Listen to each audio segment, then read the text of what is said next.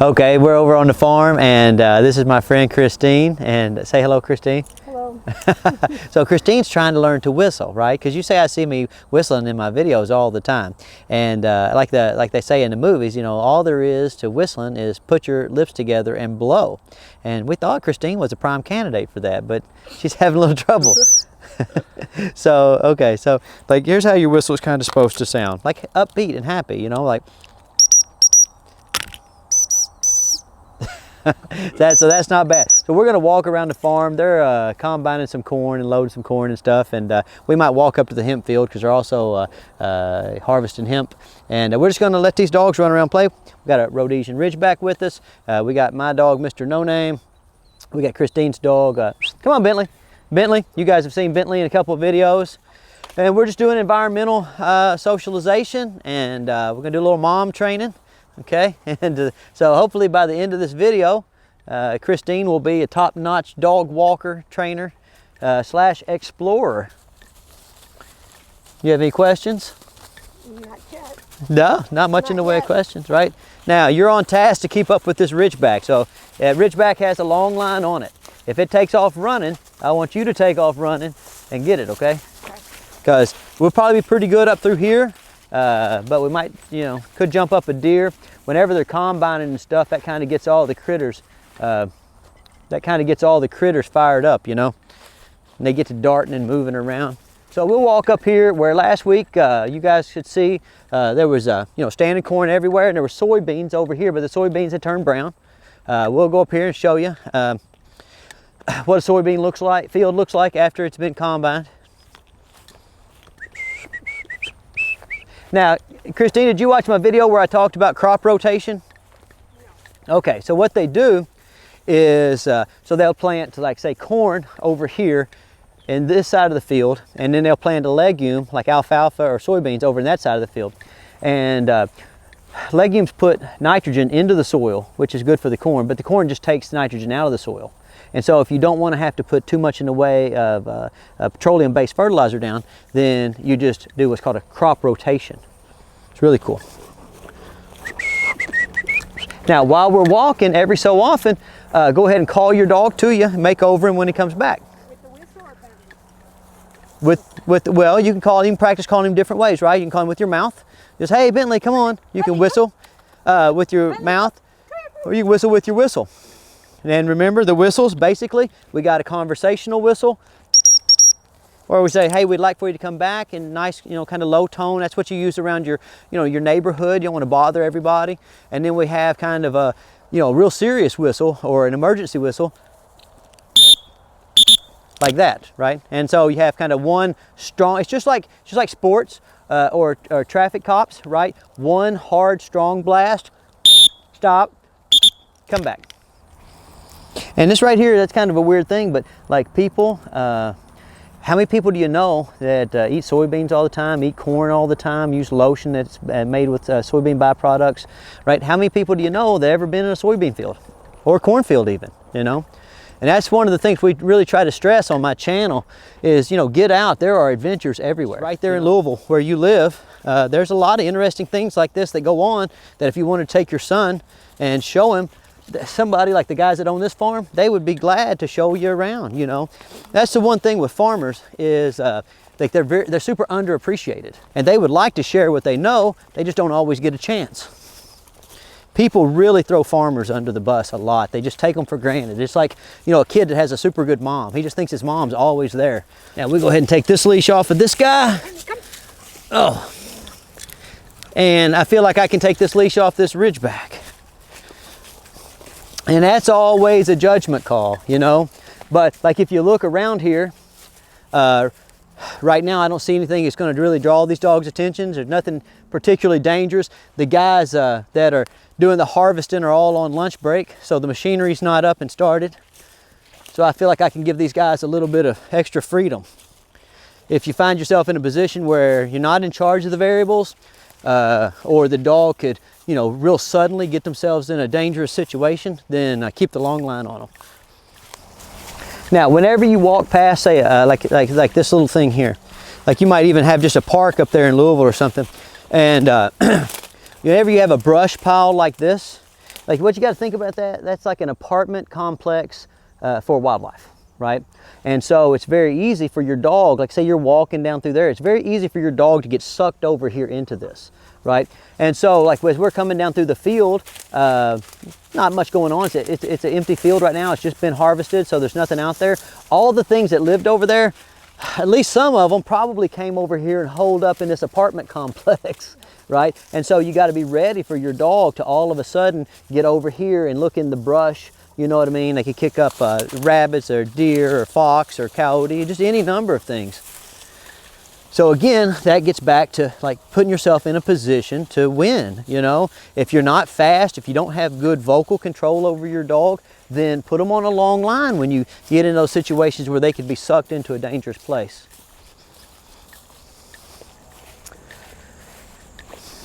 Benny, come. Good boy, good on him. Good on him. And then right there, if you go ahead as they come close to you, they kind of either turn sideways and take off walking or finish walking backwards. You encourage them to come all the way to you.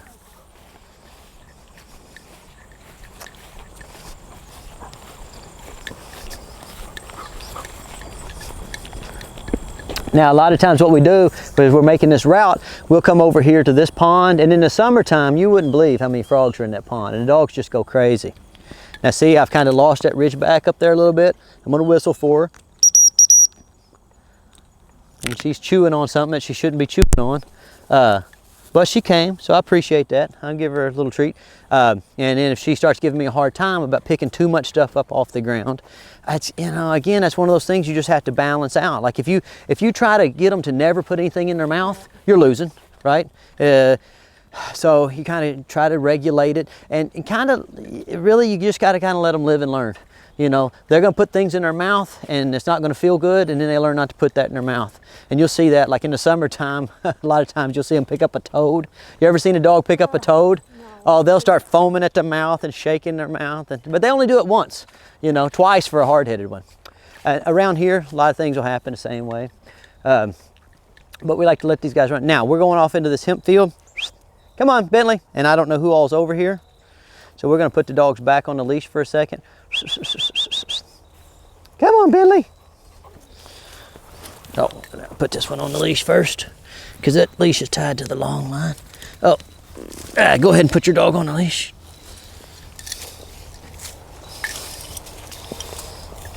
Benny. And then perfect P for perfect puppy. Get your stop right up there under here. Okay. Now, you can just kind of let him drag that leash, and I don't anticipate him going too far, but we just wanted to, you know, it's better to be safe than sorry, you know? And so as we walk up through here, I'm gonna like start to feed this long line out, because I just don't have, these Rhodesian Ridgebacks, they're not quite as responsive as the retrievers, so I had to just be a little bit more careful. This one's pretty biddable though. She doesn't really give me a hard time.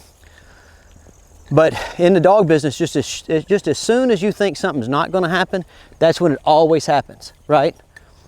So you got to be careful. All right, so like when he comes back, like be appreciative. Yes, for sure. And so you kind of split that up, where about half the time, you good boy, appreciate it. Half the time, you know, a little treat, and I appreciate it. Okay, like come over here and let's show them what a hemp plant looks like. Now, you guys can probably see the dust behind me, and you probably hear all that noise. That's a combine running over there harvesting soybeans.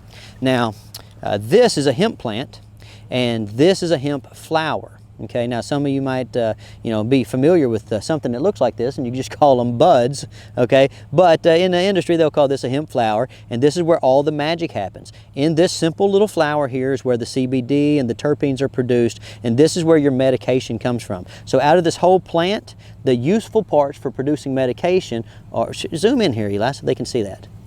This right here, see these little flowers? Right? This right here, this is what's useful for producing medication. So this variety of hemp is designed to grow a very specific kind of bud, a very specific kind of flower that's very rich in CBD and terpenes. Right? Now, so that's super neat. This other field, and we just got over here a little late. We meant to bring you over here earlier in the season, but the plants were a lot higher because it was a different strain, a different variety. Now, I'm no expert on hemp production, but there are a lot of channels that you can go watch, and they're really amazing. All the different things that hemp's good for, and I highly recommend researching hemp, but not just hemp. Like agriculture is one of those things, guys. It's endlessly fascinating. And a little time, stop watching all the World Star videos and watch a little bit of U.S. agricultural videos, because there's no country ever in the history of the world been more successful at feeding people than the United States. That's just the way it is. All right, now we're all about environmental socialization on my channel, and so we got Christine, who is from Miami, and she's never been socialized properly to sitting on a tractor. Okay, so you're gonna walk around there and get on this tractor. Yeah, we're gonna see if she can get up there, Eli. What do you think? Now, guys, this is an awesome little tractor. It's a Farmall 140. It's super cool. Give them a whole look around this tractor, Eli. Very nice. What do you think? You think you could be a farmer?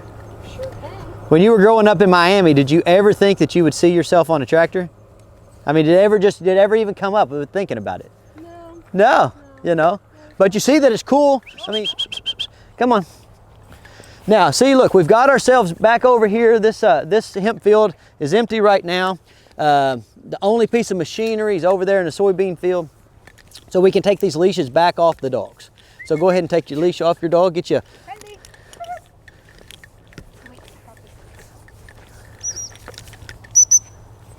Now, see, look what he's done. He's found himself. Now, this is where you have to be able to stop him. Nuh-uh. And look what he found. A banana peel. Of all things, that dog found a banana peel in a hemp field, which tells you that somebody is out here eating bananas for lunch. All right, we'll just walk across this field, Eli. All right, so we'll be walking. Come on here. And just ever so often, like you can run backwards or just take off running like you're gonna do something interesting. The more interesting you seem to be, the more the dog's gonna wanna hang out with you, right? It's just like people. Like you come down here to hang out with me because I'm super interesting. There you go. Very nice. Now run down this way.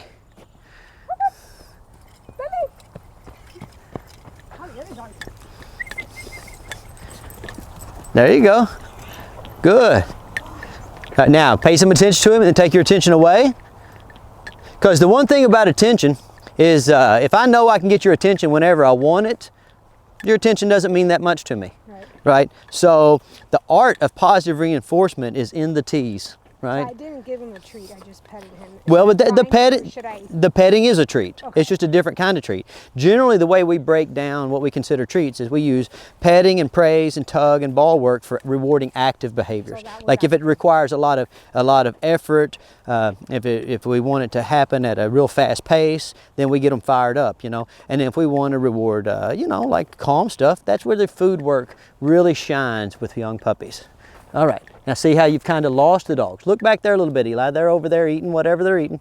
Okay, now I want you to make yourself interesting because we're just talking, we're not that interesting. I want you to call them, and then I want you to run over there to that tree line. Whistle and take off running to that tree line. Now see that one dog's ignoring you a little bit? Use your other whistle.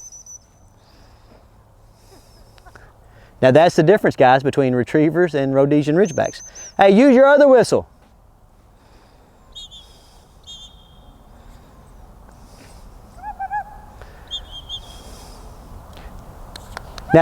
Now see, when you switched whistles, it wasn't super fast, but you did eventually get her to come. That's why we carry two whistles. Now you might wonder, am I disappointed in how quickly that Ridgeback, was recalled? No, not really, because these Ridgebacks, you got to be real patient with them in terms of developing a recall that has a lot of speed and precision. But also, these dogs, or the Ridgeback, doesn't know Christine very well, so she's not really, 100% sure Christine's even really talking to her. You're going to go over there into the brush and hide, and then start whistling for them. Okay, so let me get them. Come here. Oh, come here, Bentley. Oh, come here. You're a good dog, and you're a good dog. Oh, and you're a good dog, and you're a good dog. Very nice dogs. Oh, go, very nice. Oh my gosh. There you go. Oh, good dogs. Oh, very nice. There you go, bury yourself up over there in the brush.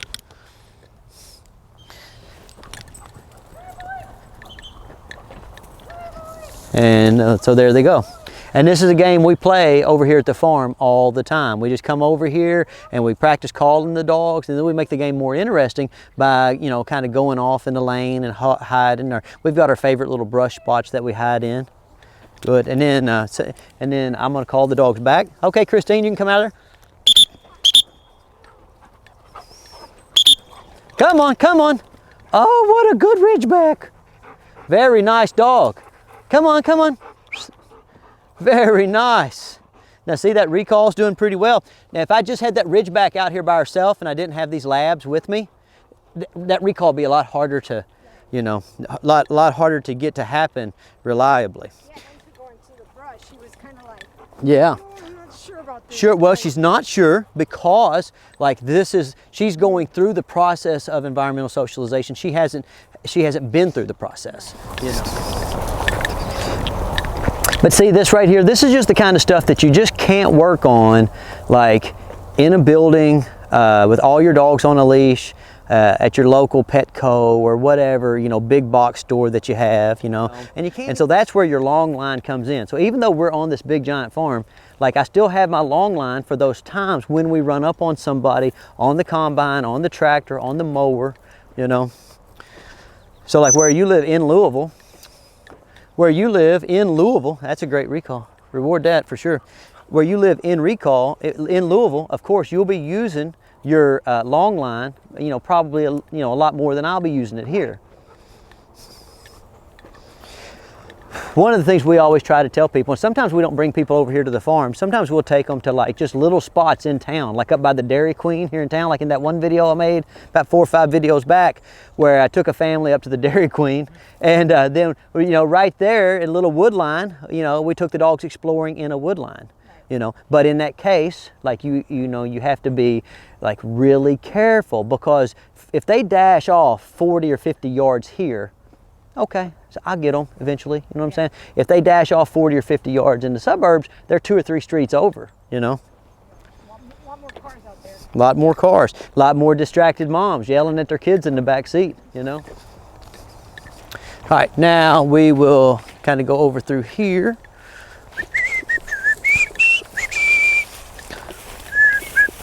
Now, right here, like sometimes this can be pretty aggravating because dogs will be hesitant to come through the brush, and so like, or they'll jump something up in here and then they'll take off running, and you kind of need your long line on.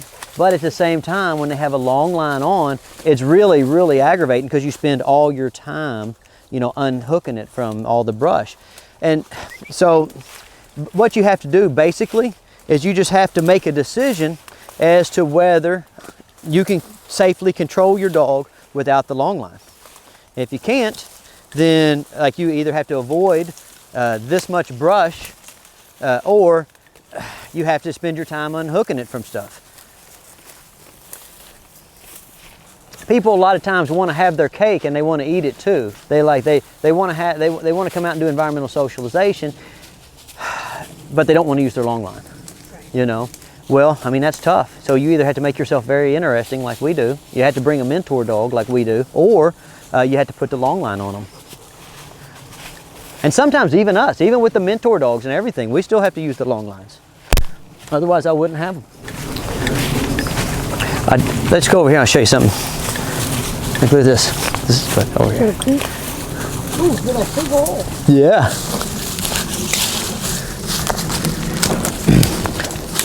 Right now, see how we can see like this hole and stuff? This is another thing, like, you know how I'm always going on and on about the dogs need environmental socialization? Well, one of the things that you run into when dogs need environmental socialization, if you're going to be the one taking them to do the environmental socialization, you didn't grow up like this. Right. And so sometimes, especially like during the summertime or the springtime when everything's very lush, like you might just not even think about this because you walk on the sidewalk. You grew up in Miami. So I mean, how many times in Miami are you walking around? It's just a giant hole. Yeah. But if you grow up out here, then like, look, this is what you run into. Big old holes, oh, you know, full of mud, and they're slippery. And I just slipped off in there, you know, and you could just see, like, sometimes you'll be out and your dog will disappear and they're like here. Or, you know, what else happens, a lot of these trees and stuff around here, you know, you got animals that have burrowed up under there. And so you'll look up, and if you're not paying attention, like your dog has burrowed up in there and you can't hear him barking, you know, and you panic and you're like, where's my dog?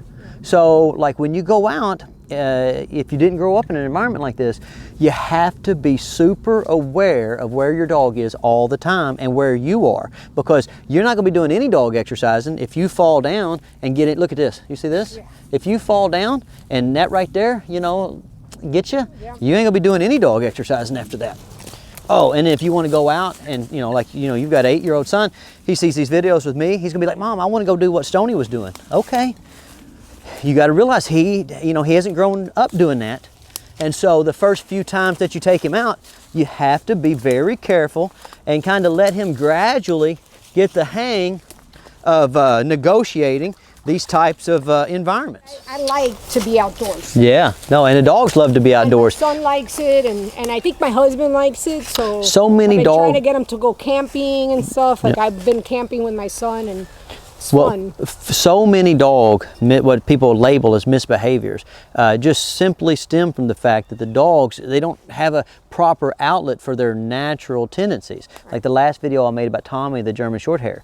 Like, if you have Tommy the German Shorthair and you get mad at him because he's constantly taking his nose and running off and looking for stuff, you're literally getting mad at him for being who he is. Right. And that's not fair from my perspective. I mean, other dog trainers, they say whatever, but from my perspective, you have to accept things for, you know, who they are and help them be the best version of who they are in the environment that they live in. Right. You know what that is? This is a pop quiz. See if you watched my last video. A hedge apple. Hedge apple. Dang, I like that. Now, see, these dogs are over here. Eli, show them. Like, these dogs are over here, and they're eating some deer poop and some other stuff that might give them an upset stomach. Yep. So you might say, Stonnie, why are you not over there mama henning them and keeping them from making any kind of mistakes? It's just the world is too big. I can't make the whole world safe for my kids or my dogs. Right? I just got to go out and do the best I can and kind of let them learn a little bit on their own, you know. If it's going to get run over by a car, then you trust. Sure, yep, but, you know. You know, he's not. Right. That little running yep. stool. Yep, there you go. Yeah. Oh. Hey, come here. What do you think, Eli? That's perfect. Pocahontas. Cuban Pocahontas. That's awesome. But isn't this cool, just this little walk down the creek? And just with a little walk like this, and you know, I know people get tired of me making these same points in the videos, but guys, like, dog training is just like sports. It really all just boils down to properly addressing the fundamentals. Like, you know, what are the fundamentals? Get the dogs out, get them into a broad range of environments. And look at this, just, I mean, this, we were at a pond, cornfield, soybean field, hemp field, and now we're over in a creek where there's turkeys and there's deer and deer poop and there's mud. And just think, take your hand, I know you don't really like this, but take your hand and feel this, and then feel that dirt, and then reach over here and put your fingers in this mud here.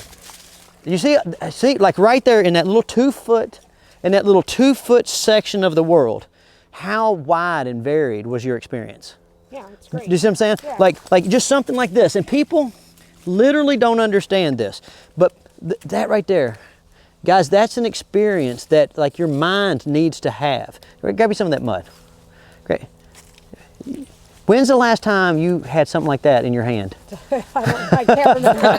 Too old to remember. You see what I'm saying? And yeah, is it gross? Damn, no wonder kids like to play with that. It is gross. I mean, I'm not saying it's not, but it really helps with the toes to nose stimulation that we always talk about. Like, see my finger? When I put my finger in that mud, I feel a certain thing, and that feeling goes up my arm all the way to my brain, and now it really connects my brain and my finger, right? But what else does it do? Connects your nose and your finger, yeah, right? And connecting your nose and your finger is very important. Now, so you got a dirty hand, right? So watch.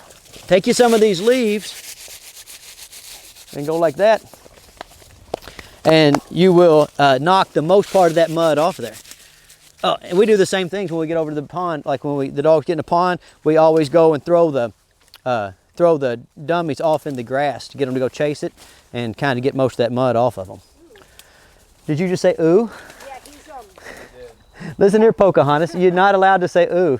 Like you're gonna. I was oohing at his ooh. Like on my liquid out of his butt. on my video, like if you're saying ooh, then you're gonna make environmental socialization look bad. Oh no, this is good. Good, I like this.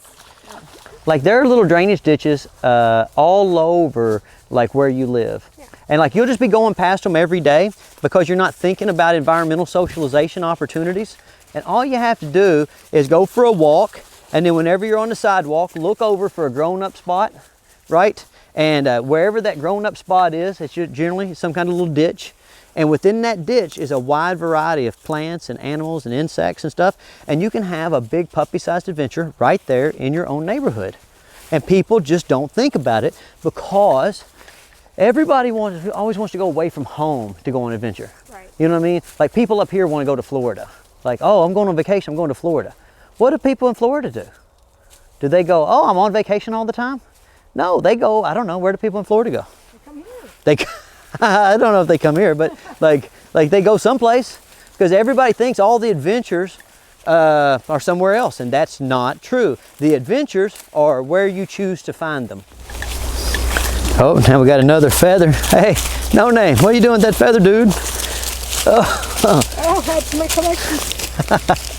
Hey, she's going to be a chief by the time she gets done with this adventure. Oh, we got another one.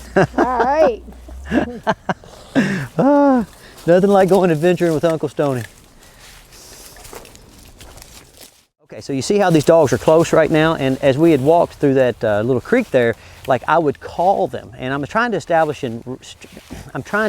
ranges on my walk, because like depending on what time of year it is and what's going on, sometimes like when we're in this little area, there's a lot of workers over on that field, and sometimes over on that field. So sometimes I might only have a 20-yard range that's acceptable to my right, but I've got a 90 or 100-yard range that's acceptable on my left.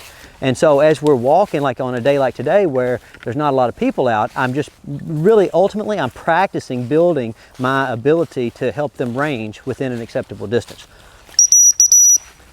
And so you'll see me, I'll call them back. And like in my mind, I'm keeping track of where am I having trouble? Because you have, you know, kind of what are called suck points. You have certain things that suck the dog's attention towards, you know, one area or another. And again, getting back to our amusement park analogy, you know, maybe one kid really likes the roller coaster and the other kid really likes the splash log ride or whatever, you know? And they're like, Mom, take me here. And the other one's like, no, take me there. So when you're managing multiple dogs, if they're all the same age and experience level, you can't do it, because what happens is one goes that way and one goes that way, and then what do you do? Right.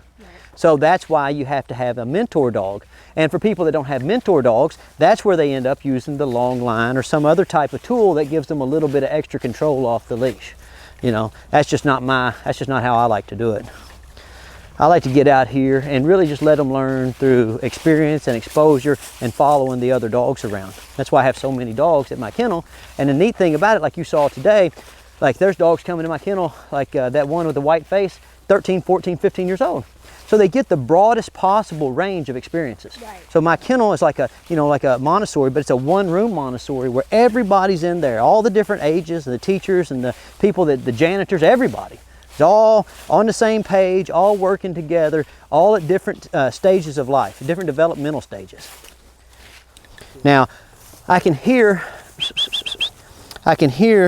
like a lot of machinery being operated right now, okay? So, hey, Penny, come on.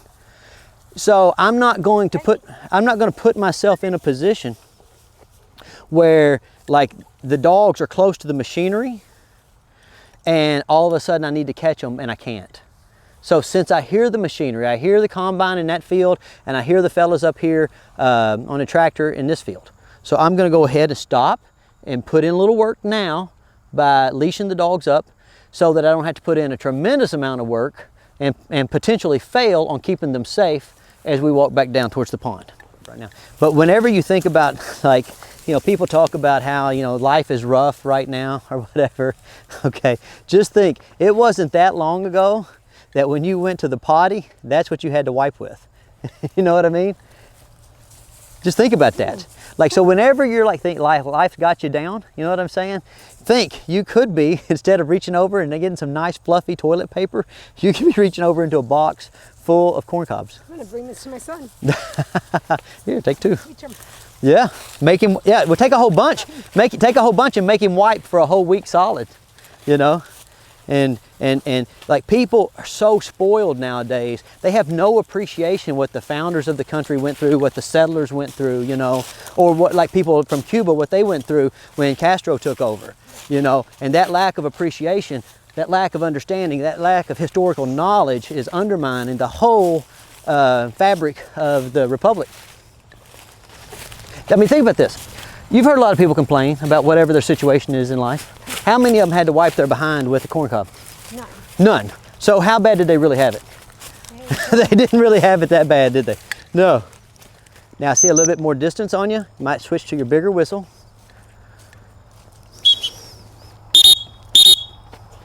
Dogs!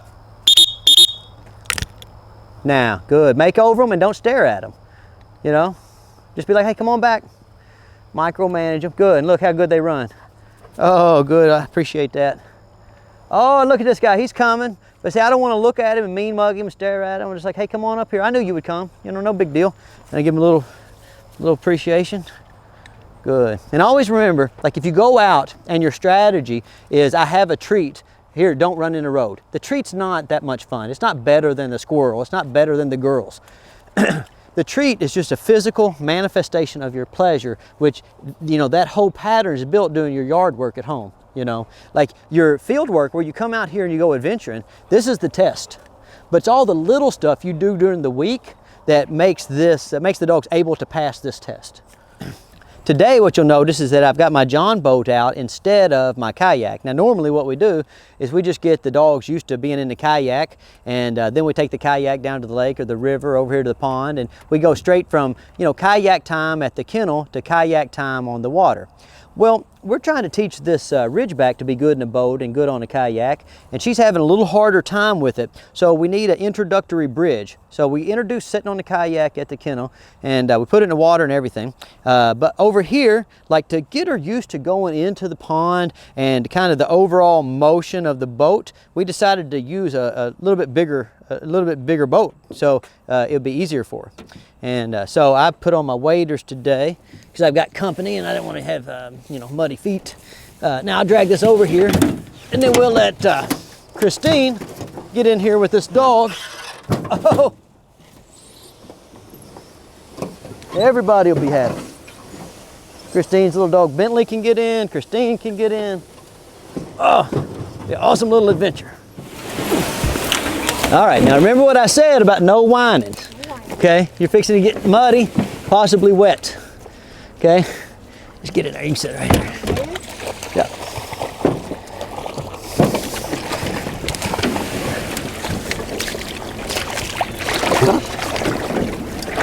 Very nice.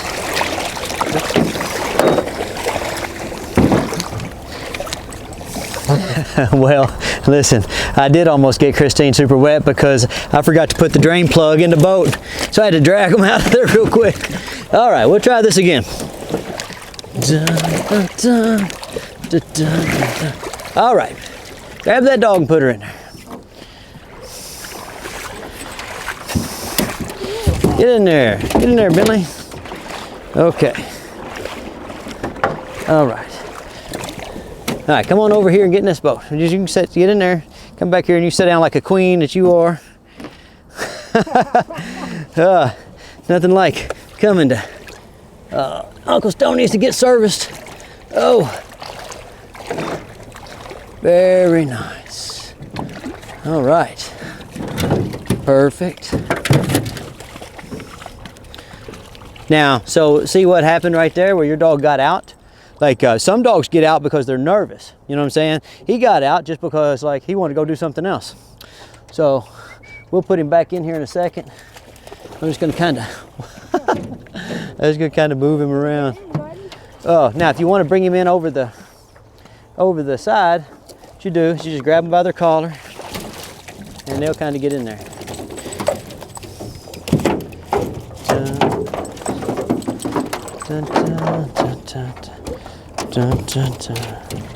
Very nice. Very nice. Good. That's not bad, is it, Eli? Not bad at all. That Ridgeback doesn't seem nervous. It's awesome. That's a big improvement.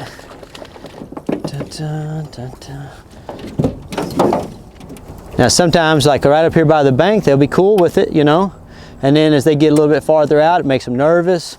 And sometimes they'll jump out. And there's plenty of precautions you can take about that. Like, you know, like always, if you work on stuff in the yard before you come work on it in real life, it's kind of easy. So what we do is when we're doing real life, we're kind of doing fake real life. Like, this is real life. I mean, you're really in a boat and I'm really in the pond. They're really in the boat. But like, if they get wet, if they get muddy, if they knock us over here, it's not like it's a big family event or a vacation. So it's not a big deal, right? Okay. So that's what we're doing, just moving around. Good. And here in a second, I'm gonna push you out into the pond and you'll have to paddle your way back. Good.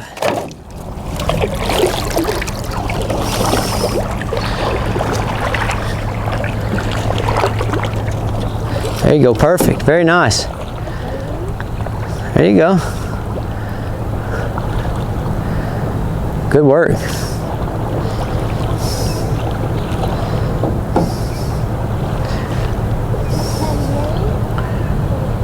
Hey, that's pretty good, Eli. That is pretty good.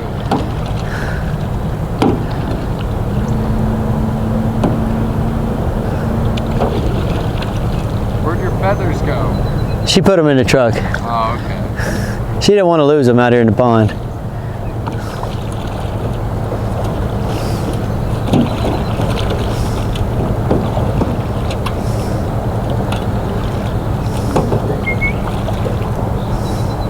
Now, don't stress too much about what they're doing. You know, all you can really focus on is driving the boat. You know, if they jump out, we'll get them, we'll put them back in the boat. But our main focus is we don't want you to fall out of the boat. You know? All right. So here we're going to go, I'm going to push you back.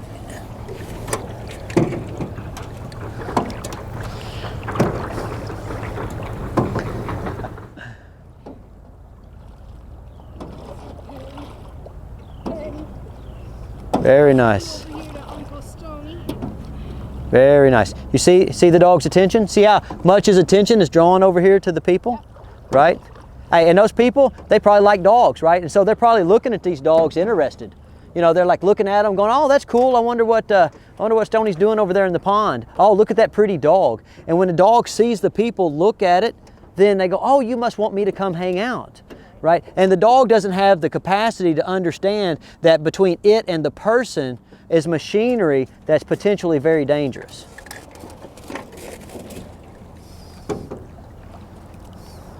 And listen, this is only 10 minutes from my kennel, you know. Guys, there are adventures 10 minutes from your house. There are probably adventures 5 minutes from your house, because going on adventures is really just a matter of perspective. We've come over here today, and in one hour walk, we've been exposed to almost just infinitely varied amount of environmental stimulation, right? You've got crazy smells and sounds. Like right now, what you hear is a semi loaded down with soybeans trying to pull itself up a hill, right? You know, those things are around you. You know, you might not have combines around you, but you've got something. They're building something, they're working on a road. There are places everywhere to go on adventures, and it's just a matter of getting your mind right and making sure that you take the proper safety precautions and then going out and being inventive. After coming over to this farm, you don't have access to a farm like this, right? Okay, but considering what I've told you about the principles of small challenges, of puppy-sized adventures, don't you feel like you can go home and right there in downtown Louisville find some adventures? Of course, because it's a mindset. It's a way of living. You know, you just get up every day and you say, hey, how can I be proactive? How can I get out and improve my ability to communicate what's expected to my dog? How can I get out and improve my own perception of my environment? How can I get out and get enough toes to nose stimulation that my dog develops good proprioception? And you know, what's the byproduct of that? Don't you feel good that you've been for a walk? right? Your lymphatic system's working, you're happy, you've seen a lot of animals, you've seen some machinery that you've never seen. We told Christine, she didn't know, because she's from Miami, you know, she didn't know that people used to use corn cobs like they use toilet paper now. I mean, she's learned all kinds of stuff today. She got to get in a boat with a Rhodesian Ridgeback. I mean, how many people in the world ever get to get in a boat with a Rhodesian Ridgeback? I mean, this is it's been a great day, a great experience. And it's not just about coming over here to the farm. It's about who you come to the farm with, right? We're usually over here with labs and other sporting breeds. Today we brought a Rhodesian Ridgeback. It's a little bit different experience for that type of dog, and it's a little bit different experience managing that type of dog. We brought Christine. She's from Miami.